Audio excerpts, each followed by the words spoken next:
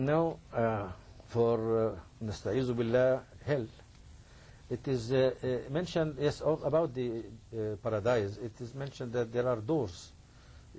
فتحت أبوابها حتى إذا جاءوها وفتحت أبوابها وقال لهم خزنتها سلام عليكم طبتم فادخلوها خالدين.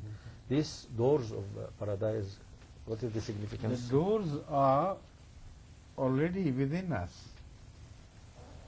So there are doors to hell as well.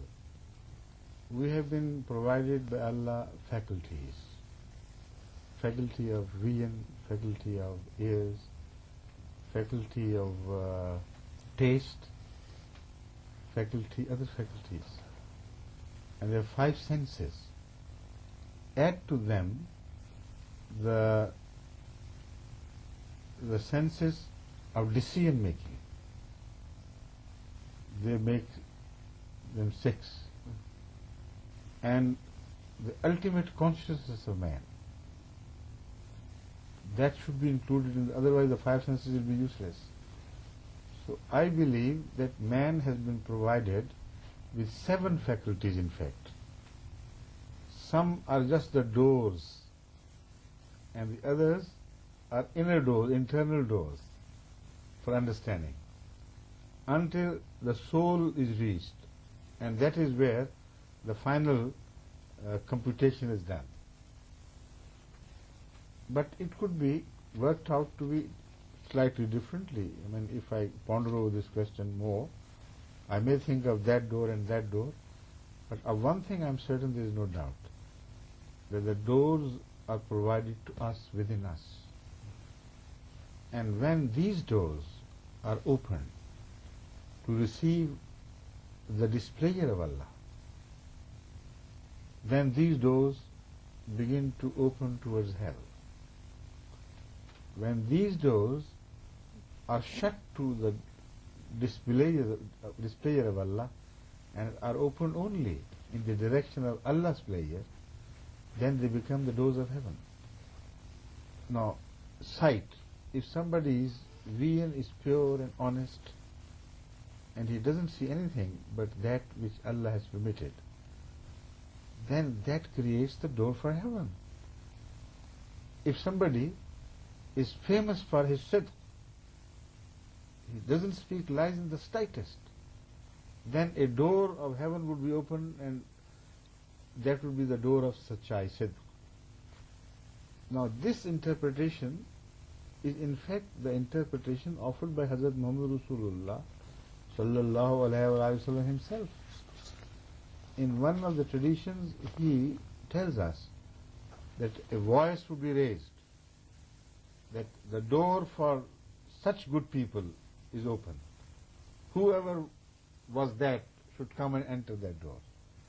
And other good quality would be mentioned. And people of that quality, now it's your turn. That door is open. And then other doors will be open, and they all belong to our inner good qualities.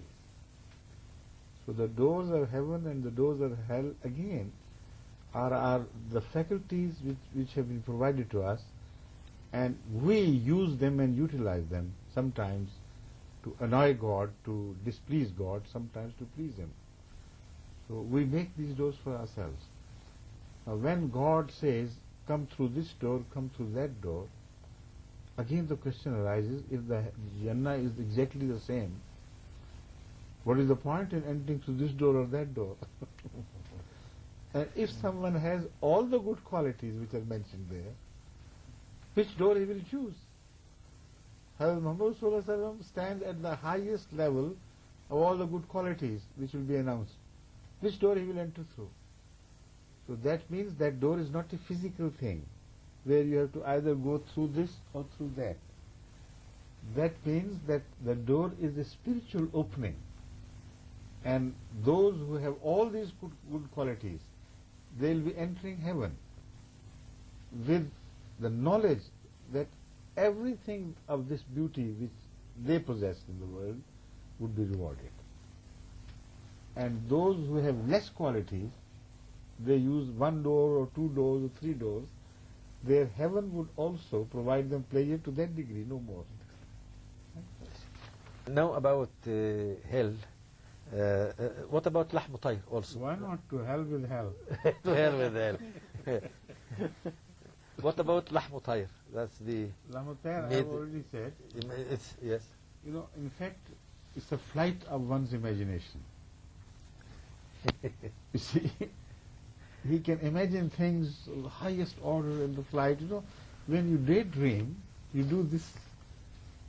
You fly like a tare No. in all directions, and sometimes in dream you see yourself actually flying. Yes. So lama tare is not that tare which is found here, with all the filth it spreads all around after eating. It is the tare of our imagination and beauty of that imagination. So the maximum flight of our imagination will get the fruit of. That imagination will be, which is directed towards God, towards godly things, towards the best thing, the Quran, the meaning of the Quran. All these are the tuyurs which we in fact possess here.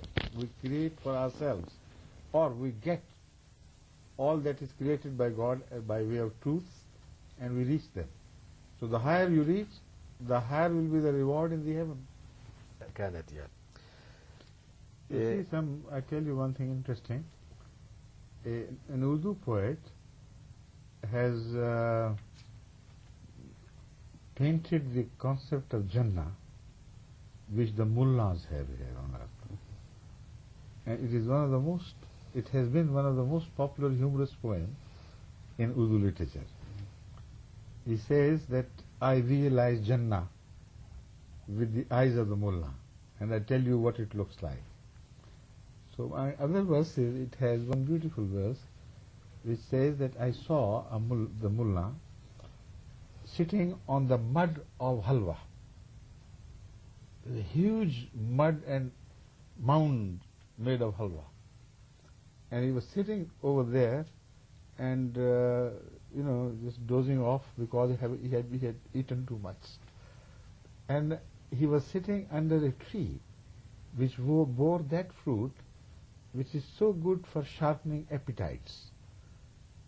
So as the tree shed its fruit, he ate it and tried to eat more and more of halwa. So in this way, he creates the image of the mullah, which is so ugly and repulsive.